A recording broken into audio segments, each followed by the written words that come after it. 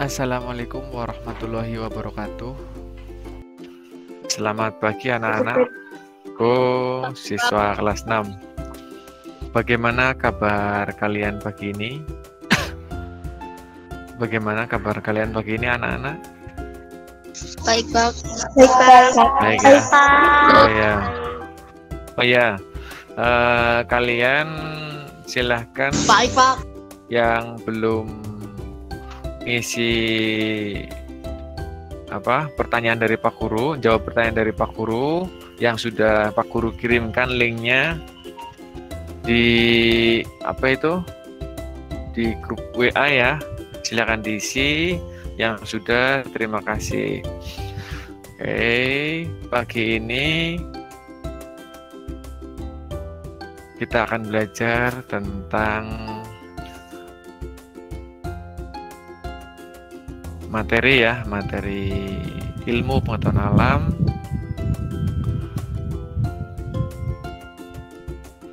Untuk mengawali pagi ini,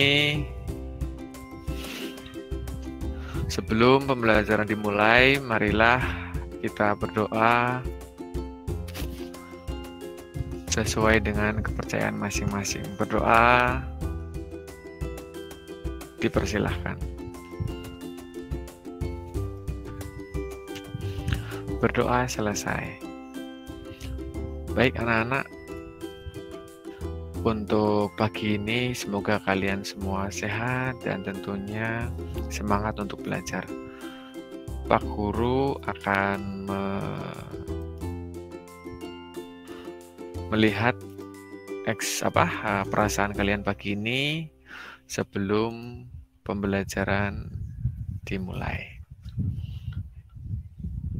Nah, ini perasaan kalian pagi ini.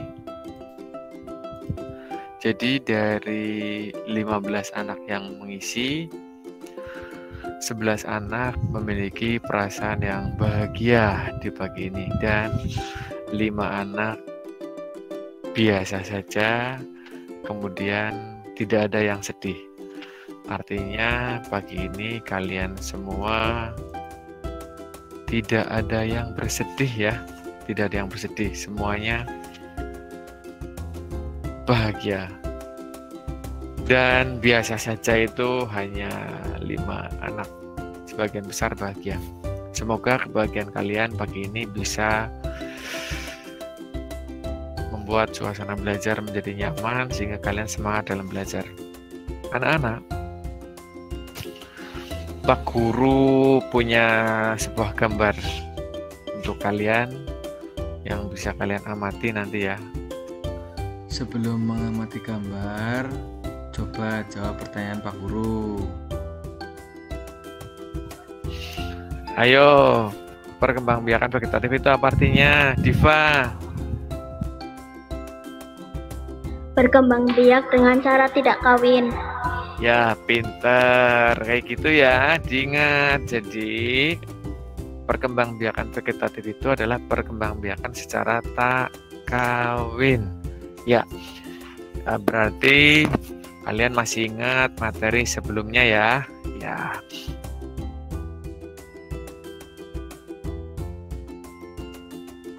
Nah, sekarang Pak Guru punya gambar nih.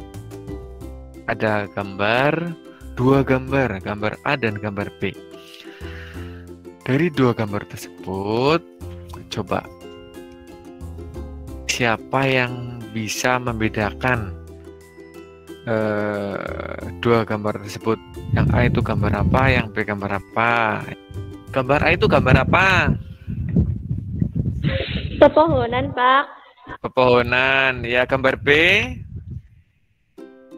Perkotaan. Perkotaan. Dari dua gambar itu benar. Yang A gambar pepohonan, hutan ya. Yang A hutan, yang B itu kota. Kira-kira udaranya bersih di mana? Bersih apa? Bersih apa? Bersih A. Iya. Terus kira-kira kalau yang B, hewannya tinggal di mana? Nggak ada ya?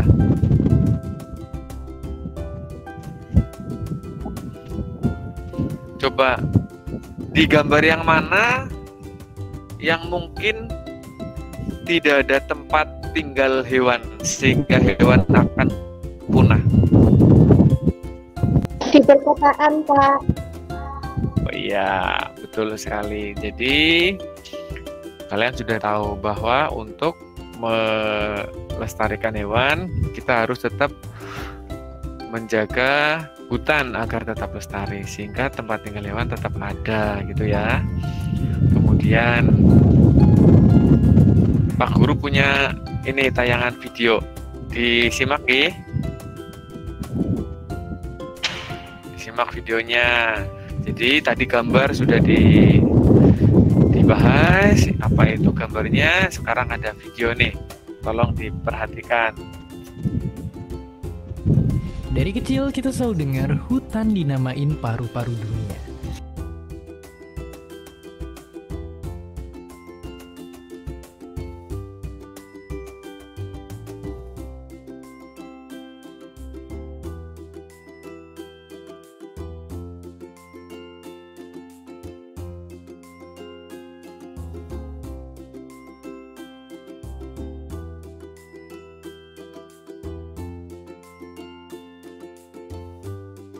Sama-sama.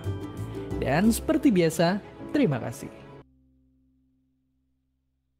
Oke anak-anak, kalian sudah nonton video tadi sama melihat ada dua gambar ya yang berbeda. Di situ tadi kalian juga sudah menyebutkan, jadi kalau gambar hutan itu sejuk ya, kalau gambar kota itu gersang, pencemaran banyak, tempat tinggal hewan tidak ada gitu ya. Ya, nah sekarang dari gambar yang telah kalian lihat dan video yang telah kalian tonton dan dengarkan, ya, coba Pak Guru ini ada pertanyaan. Siapa yang bisa menjawab? Sebelum menjawab pertanyaan, Pak Guru pengen mengajak kalian untuk relaksasi dulu. Bagaimana caranya? Agar kalian bisa yakin dan berani untuk menjawab, kalian pastikan kondisi kalian nyaman dulu. Duduk dengan nyaman, semua ikuti Pak Guru ya. Terus tarik nafas dari hidung selama 4 detik. Tarik nafas semuanya yuk. Kemudian setelah itu lepaskan dari mulut pelan-pelan. Semuanya ya. Lagi diulang, tarik nafas dari hidung. Keluarkan dari mulut pelan-pelan. 1 kali lagi. Tarik nafas dari hidung. Keluarkan dari mulut pelan-pelan. Nah, setelah kalian melakukan kegiatan menarik nafas dari hidung dan mengeluarkan dari mulut,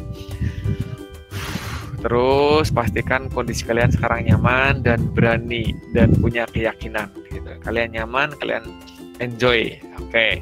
Setelah kalian nyaman, Pak Guru punya pertanyaan. Coba perhatikan pertanyaan yang ada di layar monitor. Pertanyaannya gini nak. Siapa yang berani, yakin, jawab. Angkat tangan, jangan ragu, jangan takut salah. Apa yang terjadi dengan hutan tersebut yang tadi di video apabila dijadikan perkotaan? Ayo, kalian diskusi. Yolizan, silahkan Yolizan. Bisa terjadi banjir, Pak. Oh ya, apabila hutan dijadikan perkotaan, Ijan menjawab akan bisa terjadi banjir. Ya, boleh. Yang lain. Willy Setiana, ini menjawab secara individu atau kelompok, Willy? Yo, silakan. Ini saya Oktiva sama Weli Setiana, Pak. Oke, pinter. Silahkan dijawab. Hewan akan punah, Pak. Oh ya, jawabannya Willy dan Oktiva, hewan akan punah. Pinter. Ada yang lain yang pengen menambahkan? Untuk nomor 1, apa yang terjadi dengan hutan ya, yang ada pada gambar tadi itu apabila dijadikan perkotaan? Benar, hutannya akan gundul. Kemudian bisa terjadi banjir. Betul. Terus hewan akan punah, ya. Bisa terjadi pencemaran udara karena tumbuhan di hutan kan penghasil oksigen. Nah, ketika tumbuhan itu ditebang, jadi gundul, tidak ada penghasil oksigen, maka udara akan tercemar begitu. Sehingga untuk manusia dan hewan yang bernapas menghirup oksigen akan mengalami kekurangan oksigen begitu. Itu yang pertama. Pintar kalian ya. Kemudian nih yang kedua nih, boleh kalian mau diskusikan dengan temanmu, kalian mau menjawabnya sendiri juga boleh. Nanti ketika kalian menjawab, kalian angkat tangan terus sebutkan siapa saja yang menjawab gitu ya. Yang kedua, bagaimana dengan nasib hewan-hewan yang hidup di hutan jika hutannya ditebang? Ayo Faisal. Akan mati Pak hewannya. Hewannya akan mati, betul. Faisal dengan siapa ini? Dengan Rizky. Dengan Rizky, iya.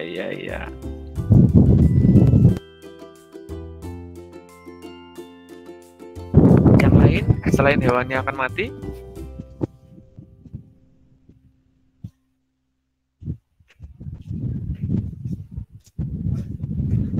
Saya menambahkan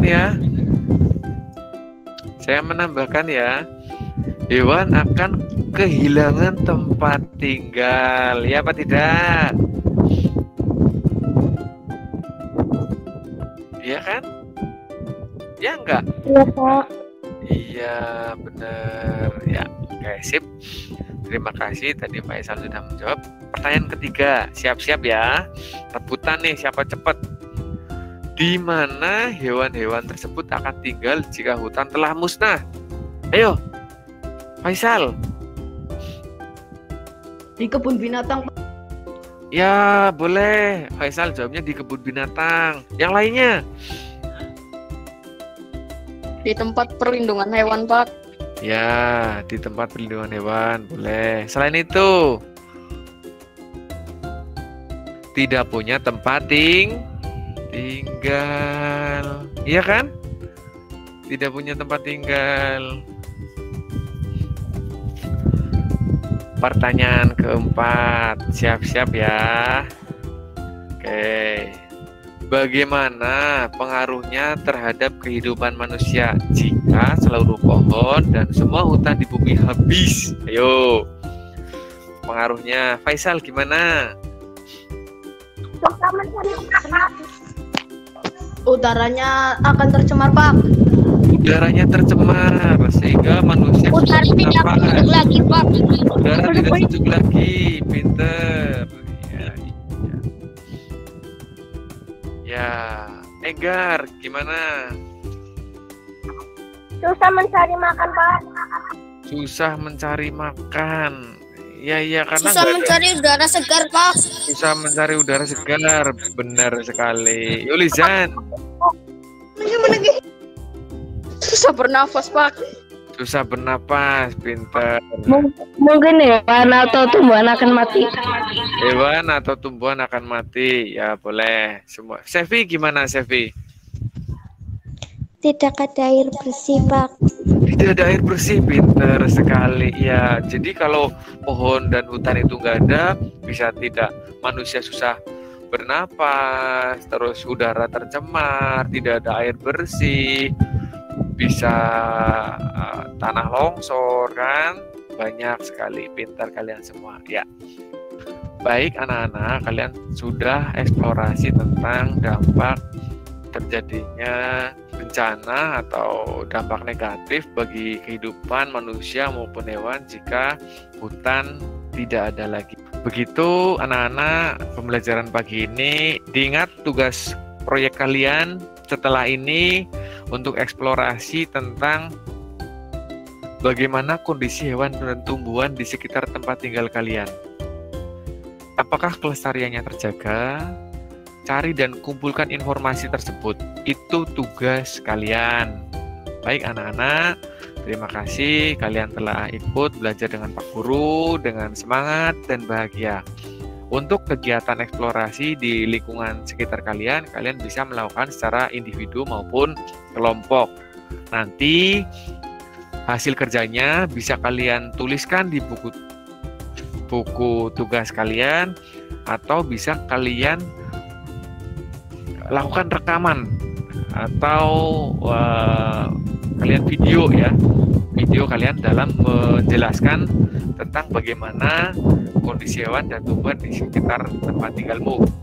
Jadi hasil kerjanya bisa berupa video, bisa berupa tulisan, bisa berupa gambar gitu ya. Gitu. Ada pertanyaan sampai di sini? Tugasnya dikumpulkan kapan Pak Guru? Ya, tugasnya dikumpulkan 1 minggu ya. Ini proyek 1 minggu ya. Kalian boleh selesaikan tugas ini selama 1 minggu. Jadi minggu depan kalian sampaikan tugas ini ke Pak Guru ya. Kalau rekaman video bisa dikirim ke WA-nya Pak Guru.